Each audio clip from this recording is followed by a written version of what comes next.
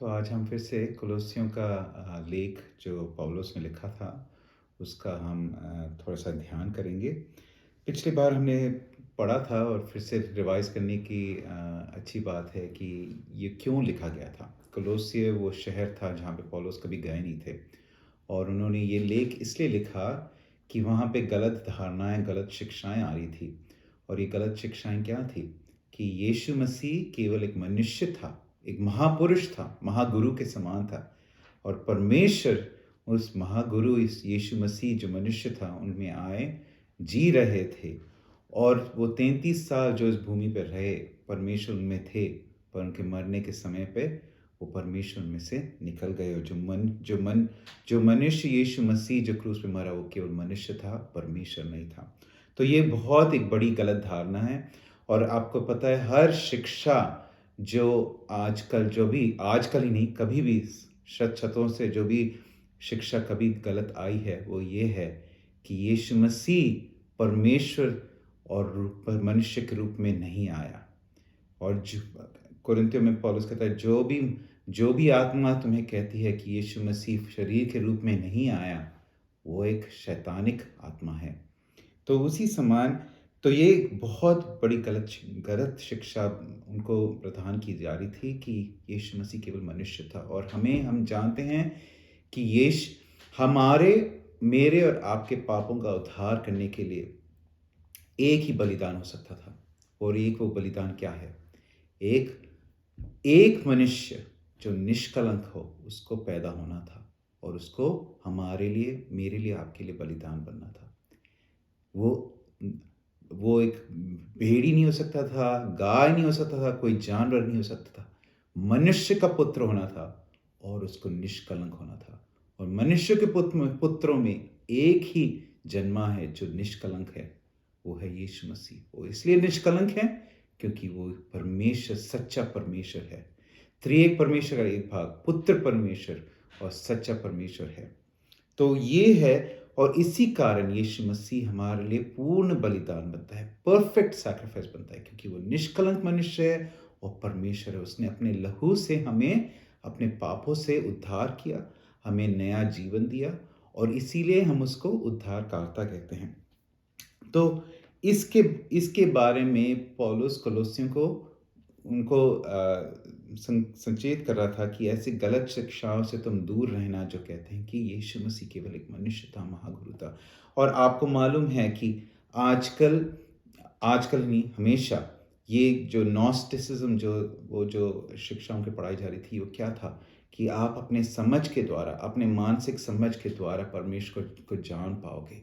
आपको तपस करना पड़ेगा, ये करना पड़ेगा, पूजा पाठ करना पड़ेगा, उपवास करना पड़ेगा। इन सब चीज़ों से आप परमेश्वर को जान पाओगे और थोड़े से नज़दीक हो सकते हो। और पौलुस का ये कहना है क्या? कि सच्चाई सरल है। आप जानते हैं इंग्लिश में कहते हैं द ट्रूथ इज़ सिंपल। इस संसार में सच्चाई बहुत ही सरल है और सच्चाई केवल एक ही चीज़ है। और सच्चाई एक चीज़ ही नहीं है, एक व्यक्ति भी है। यीशु मसीह ने कहा, "मार्ग, सत्य और जीवन मैं हूँ।" उन्होंने ये नहीं कहा कि केवल मैं मार्ग हूँ, तुम्हें पिता परमेश्वर के पास जाने के लिए। मार्ग हूँ मैं, पर मार्ग, सत्य और जीवन मैं हूँ। मैं ही हूँ सब कुछ और वो इसीलिए कैसे थे क्योंकि वो खुद परमेश्वर हैं, सच्चे परमेश्वर हैं। तो ये सरल सत्य जो है, जो यीशु मसीह ने कहा लूका के लेख में वो कहते हैं, पिता परमेश्वर मैं तुम्हें धन्यवाद देता हूँ कि तुमने राजाओं और नबियों और विवेक वाले लोगों से ये सत्य को छिपाया और किसको बताया? शिशुओं को दिखाया, शिशुओं को। और इसीलिए वो कहते हैं, आपको अगर स्वर्ग राज्य में प्रवेश करना है, तो आपको एक शिशु के समान प्रवेश करना पड़ेगा। आजकल हमें ये बहुत मुश्किल लगता है क्योंकि आजकल हम सबको बहुत ज्ञान है। व्हाट्सएप हो या यूट्यूब हो या गूगल हो, हमें ज्ञान की कोई कमी नहीं है। पर परमेश्वर क्या कहते हैं?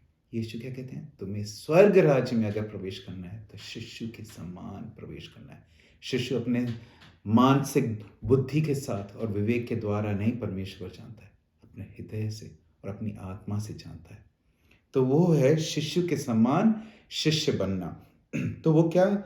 तो हमने देखा था कि तो ये सत्य जो हम जानते हैं अभी, परमेश्वर हमारे लिए, यीशु मसीह हमारे लिए आए, मनुष्य के रूप में आए, हमारे पापों के लिए वो परफेक्ट बलिदान बन गए। उनके लहू के द्वारा हमारे सारे पापों, पूर्व, वर्तमान और भविष्य के सारे पापों का कंप्लीटली उद्धार हो चुका है और हमें अंधकार से रोशनी में हमें डाला है और हम उनके बच्चे हो चुके हैं। परमेश्वर, सच्चे पिता परमेश्वर के पुत्र बन चुके हैं। हम अनाथ थे, हम नरक के अधीन थे, शैतान के अधीन थे, लेकिन अभी हमें स्वर्ग के अधिकार हमें दिया गया है, स्वर्गीय अधिकार दिया गया है। तो ये सरल सत्य जो हमें मिलता है, कैसे मिलता है? जान के, बुद्धि के द्वारा नहीं, विश्वास के द्वारा। विश्वास जो पवित्र आत्मा के द्वारा हमें मिलता है, उस विश्वास के द्वारा हम परमेश्वर को विश्वास करके और उसको ग्रहण करके, उसके प्रतिज्ञा पे हाथ रखे, कहते परमेश्वर ये तेरा सत्य है, मैं उसको स्वीकार करता हूँ और ये मेरा सत्य है जीवन में। यीशु कहते हैं, यूहन्ना के सुसमाचार में कहते हैं कि जिसने उसको प्राप्त किया, स्वीकार किया, उनको उसने पुत्र होने का अधिकार दिया। जिसने यीशु मसीह को स्वीकार किया, उसने उनको पुत्र होने का अधिकार दिया। ये हमारे अधिकार, और ये अधिकार हमने कैसे किया? स्वीकार किया। एक भेंट को आप केवल स्वीकार कर सकते हैं। ये अगर भी आप उसके लिए चेष्टा कर रहे हैं, प्रयत्न कर रहे हैं, काम कर रहे हैं और भोज कर रहे हैं, तो वो भेंट नहीं है, वो भेंट नहीं है। और हमने देखा था पिछले बार कि अनुग्रह एक भेंट है, और अनुग्रह एक शिक्षा नहीं है, एक डॉक्टर नहीं है, एक थियोलॉजी नहीं है, एक संदेश नहीं है। अनुग्रह भी एक व्यक्ति है, उस व्यक्ति का नाम है यीशु मसीह।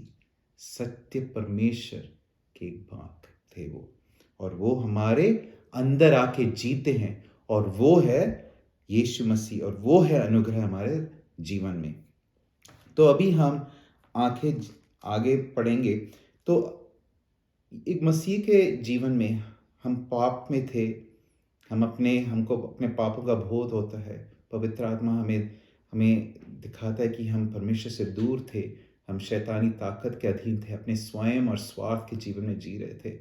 और जब हम आते हैं और यीशु मसीह को देखते हैं, स्वीकार करते हैं, उनके बलिदान को स्वीकार करते हैं, हमारा वचन कहता है हम मर चुके, हमारा पुराने जीवन मिट जाता है, हम नए सृष्टि बन जाते हैं और नया जीवन हम शुरू करते हैं यीशु मसीह के साथ। और उस नए जीवन में, जो न्यू लाइफ है, इस नए जीवन में हमारा क्या, एक ही मकसद होता है, एक ही लक्ष्य हमारा होता है। और क्या है वो मकसद? कि ये परमेश्वर जिसने मुझसे प्यार किया, ये परमेश्वर जिसने मुझे ढूंढा, मैंने उसे ढूंढा नहीं, ये परमेश्वर जिसने मुझसे प्यार किया पहले, मैंने उससे प्यार नहीं किया, मैं उसके लिए जीना चाहता हूँ। हर मसीही का यही एक लक्ष्य हो सकता है। हर दिन हमें अपने आप को बोलना भी पड़ता है, मेरा एक ही लक्ष्य है, मेरा एक ही मकसद है, परमेश्वर मैं तेरे लिए जीना चाहता हूँ। क्योंकि अगर तूने मुझसे इतना प्यार किया कि तूने अपने पुत्र को मेरे लिए न्यौछावर किया, तो ये जीवन, जो नया जीवन तूने मेरे लिए दिया है, अपने स्वार्थ के लिए मैं जी नहीं सकता, मैं तेरे लिए जीना चाहता हूँ। ये हर मसीह का लक्ष्य होना चाहिए और होता है। और जब हम उस लक्ष्य के साथ हम शुरू करते हैं अपने ये मसीह यात्रा, तो हमें बहुत सारे अच्छे सुझाव मिलते हैं, और उन सुझावों में कोई बुराई नहीं है। हमें कहते हैं कि वचन हर दिन पढ़ा करो, और फिर प्रार्थना किया करो, उपवास किया करो, मसीही संगति में जाया करो, प्रार्थना करो, अच्छे कर्म करो, सेवा करो, अनाथों का सेवा करो, विधवाओं का सेवा करो। ऐसे बहुत से शिक्षाएं और बहुत सारी बातें कही जाती हैं। सारे अच्छे बात हैं, ये सारे अच्छे डिसिप्लिन हैं, इन सब का आधार करना अच्छी बात है।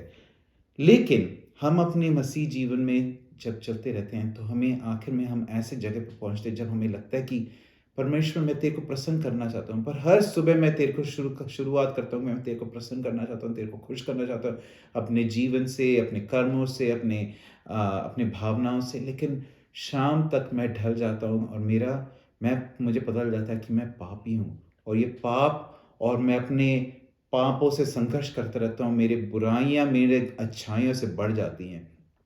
और इस संघर्ष में हम कभी-कभी थक जाते हैं, अपने मसीही जीवन में थक जाते हैं। और हम सोचते हैं परमेश्वर मैं तेरे को प्रसन्न तो करना चाहता हूँ, लेकिन मेरे में इच्छा तो है, लेकिन मैं कर नहीं पा रहा। तो यही जो पौलुस ये रोमियो के पुस्तक में भी, लेख में भी कहता है, हर काफ़ी लेखों में ये पौलुस कहता है कि ये ही एक संघर्ष हर मसीह की ज़िंदगी में आता है। तो और फिर हम क्या कर सकते हैं इसके बारे में? तो हम पढ़ेंगे ये, जहाँ पे हमने शुरू करेंगे कुलुस्सियों के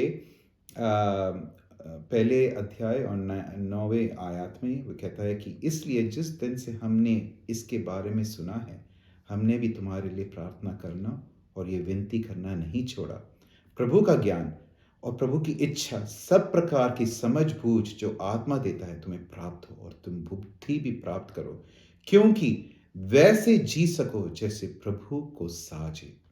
हर प्रकार से तुम प्रभु को सदा प्रसन्न करो, तुम्हारे सब सत्कर्म सदा सफलता पावे, तुम्हारे जीवन में सत्कर्मों के फल लगे, तब तुम परमेश्वर के ज्ञान में निरंतर बढ़ते रहोगे। तो क्या कहते हैं? तुम परमेश्वर की इच्छा को जान पाओ, सुइच्छा, you may know the will of God. English में लिखा है you may know the will of God that you may live a life that is pleasing। तुम परमेश्वर की सुइच्छा को, अभिमत ज्ञान को जान पाओ, आत्मा के द्वारा जान पाओ, ताकि तुम उस जीवन को जी पाओ जो परमेश्वर को साजे, जो परमेश्वर को प्रसन्न कर पाए। तो हम सोचते हैं वो क्या इच्छा है परमेश्वर, जिसको मैं जान सकूं और जिससे मैं जानने के बाद तेरे को प्रसन्न कर पाऊं। अभी यदि आप याद करें, जो बाइबल में लिखा है, जब यीशु मसीह योरदान के नदी में से उठे बपतिस्मा के बाद, पवित्र आत्मा के ऊपर आया और पिता का स्वर सुनाया गया। क्या कहता स्वर? ये मेरा प्रिय पुत्र है और इससे मैं प्रसन्न हूँ। ये मेरा प्रिय पुत्र है और इससे मैं प्रसन्न हूँ। और प्रिय, हमारे और आपके जीवन में भी पिता इसीलिए प्रसन्न हो सकते हैं जब वो अपने प्रिय पुत्र को हम में देखे, और हमें विश्वास के द्वारा ही हमें समझ लेना चाहिए कि यही हमें पिता को प्रसन्न करता है कि हम अपने उसके पुत्र में हैं, उसके पुत्र हम में हैं।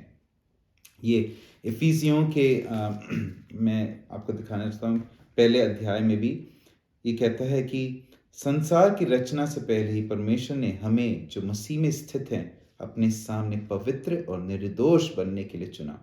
हमारे प्रति उसका जो प्रेम है, उसके कारण उसने मसीह यीशु के द्वारा हमें अपने बेटों के रूप में स्वीकार किया जाने के लिए नियुक्त किया। यही उसकी इच्छा थी और यही प्रयोजन भी था। यही उसकी इच्छा थी और यही उसका प्रयोजन भी था।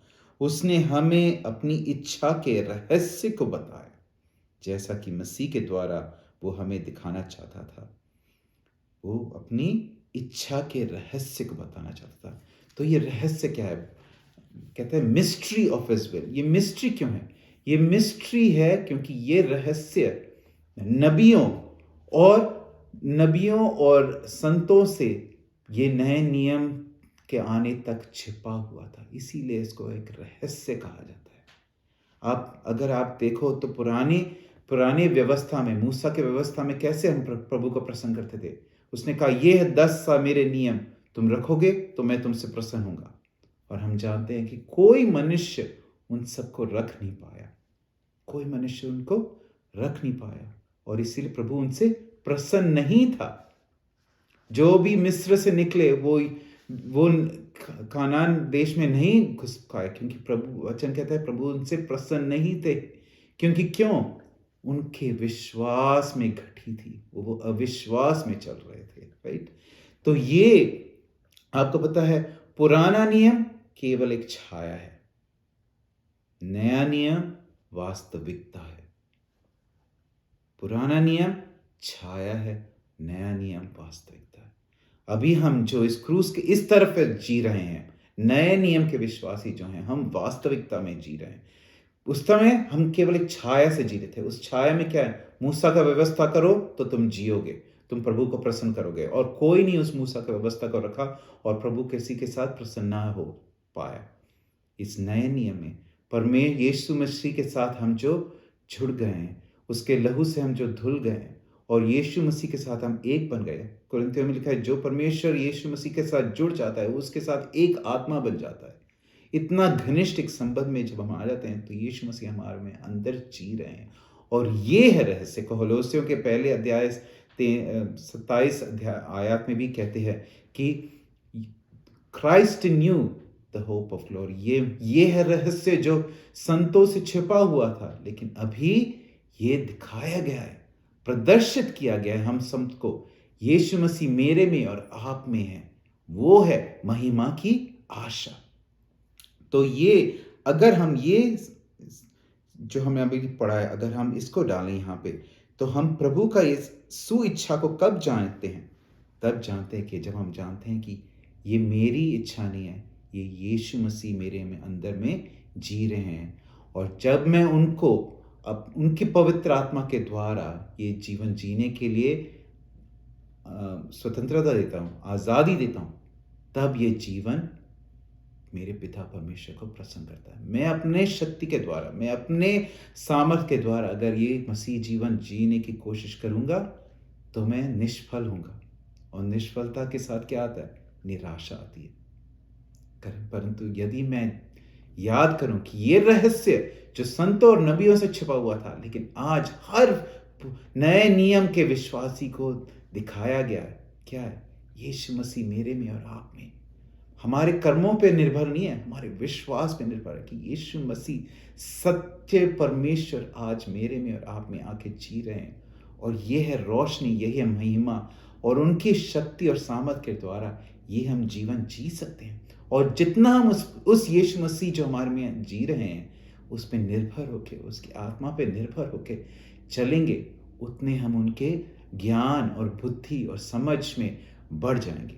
सरल है, इतना सरल ये सत्य है। इसीलिए वो इफिसियों में कहता है कि परमेश्वर तुम्हें विवेक और दिव्य दर्शन की ऐसी आत्मा की शक्ति प्रदान करे जिससे तुम उस महिमावान परमपिता को जान सको।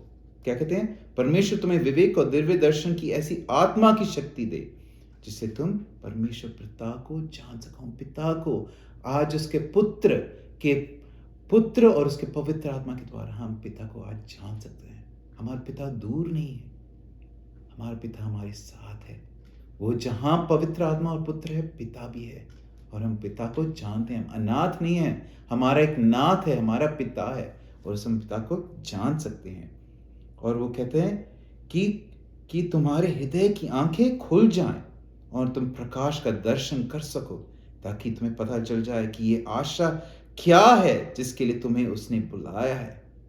मैं फिर से एक बार बोलना चाहता हूं, तुम्हारे हृदय की आंखें खुल जाए तो प्रकाश का दर्शन कर सको, कि ताकि तुम्हें पता चल जाए कि तुम्हारी ये आशा क्या है जिसके लिए तुम्हें चुना गया है, और इस उत्तराधिकार की वो अपने सब लोगों को देगा। वो कितना अद्भुत और संपन्न है। तो जब हम देखते हैं ये सब, तो हमें पता चल जाता है कि हमारा कितना अधिकार है। हम पुत्र के अधिकार से जीते हैं, स्वाधीन हैं। और वो क्या कहता है? और कुलुस्सियों में फिर क्या कहता है? तुम प्रभु को प्रसन्न करोगे जब तुम ऐसे जानते कि परमेश्वर यीशु मसीह तुम्हारे में पवित्र आत्मा के द्वारा जी रहे हैं। और क्या कहते हैं? तुम परमेश्वर के ज्ञान में निरंतर बढ़ते रहोगे। जैसा पवित्र आत्मा हमें दिखाता रहेगा, ये वचन आपको वचन को यूनानी भाषा में क्या कहते हैं? वर्ड ऑफ गॉड को लोगोस कहते हैं। लोगोस ये लिखी हुई लेख नहीं है, लोगोस है यीशु मसीह, जीवित वचन। वो है जीवित वचन। और पवित्र आत्मा वो जीवित वचन को लेके क्या करते हैं? हमारे जीवन में रीमा वचन बना देते हैं, जिससे शक्ति और सामर्थ आता है। ठीक है? और उस सामर्थ से हम क्या होते हैं? हम परमेश्वर के ज्ञान में निरंतर बढ़ते रहते हैं। वो तुम्हें अपनी महिमापूर्ण शक्ति से सुदृढ़ बनाए, ताकि विपत्ति काल खुशी से, महाधैर्य से तुम सब सह लो। आपको पता है, जब ये सारे लेख लिखे हुए थे, बहुत सारा परसिक्यूशन, बहुत सारा विपत्ति उस समय कलीसियों में और थे। जो भी प्रभु यीशु को विश्वास कर रहे थे, उनको पता था वो शायद अपने जीवन के द्वारा उनको त्याग करना पड़े परमेश्वर को, यीशु मसीह के लिए। पर उसमें भी वो क्या कहते हैं? तुम विपत्ति के काल में भी महाधैर्य के साथ जी सकते हो। क्योंकि क्यों? क्योंकि जो तुम्हारे में है, वो जो संसार में है, उससे महान है। यूहन्ना के चौथे अध्याय में वो कहता है, He that is in you is greater than he that is in this world। जो तुम्हारे में जीता है, यीशु मसीह सच्चा परमेश्वर, इस संसार के हर ताकत से ज्यादा है और शक्तिमान है। हर शैतानी ताकत पराधीन हो गए है क्रूस पे, कलिसिया और कालवरी के क्रूस पे। और हम भी उस विक्ट्री को हम भी मान सकते हैं और अपना बना सकते हैं। और क्या कहते हैं, परम पिता का धन्यवाद करो जिसने तुम्हें इस योग्य बनाया कि परमेश्वर के संत जनों के साथ जो ज्योति में जीते हैं, तुम अपने अधिकार पाने में सहभागी बन सके हो। क्या कह रहे हैं? परमेश्वर का धन्यवाद करो जिसने तुम्हें योग्य बनाया। हम कोई योग्य नहीं थे, हम अयोग्य थे।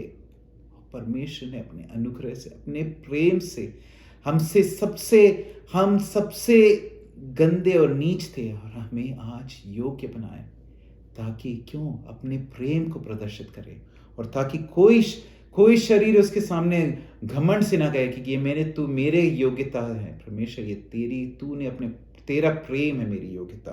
वो तूने मुझे योग्य बनाया कि मैं संत जनों के साथ सहभागिता और ज्योति में जी सकूं। और ये क्या कहता है? परमेश्वर ने अंधकार की शक्ति से हमारा उद्धार किया है। परमेश्वर ने अंधकार की शक्ति से, हमें हर दिन याद रखना है। इस जीवन में, मसीह जीवन में संघर्ष है, लेकिन हमें याद रखना चाहिए, हमें परमेश्वर ने अंधकार की शक्ति से उद्धार किया है और अधीनता के से भी छुटकारा दिया है। हम शैतान और स्वयं और स्वार्थ और इस संसार के अधीन थे, पर अभी हम उन सब से छुटकारा मिलकर हम उसके पुत्र के अधीन हैं। और ये क्या अधीनता है? ये प्रेम की अधीनता है। हमें उसमें खुशी होती है। उसने क्या किया? हमें उद्धार किया और अपने प्रिय पुत्र के राज्य में हमारा प्रवेश कराया। अपने प्रिय पुत्र के राज्य में हमारा प्रवेश किया। हम किसी दिन जब हम इस शरीर को छोड़ेंगे और इस संसार को छोड़ेंगे, हम अवश्य अपने परमेश्वर पिता और पुत्र के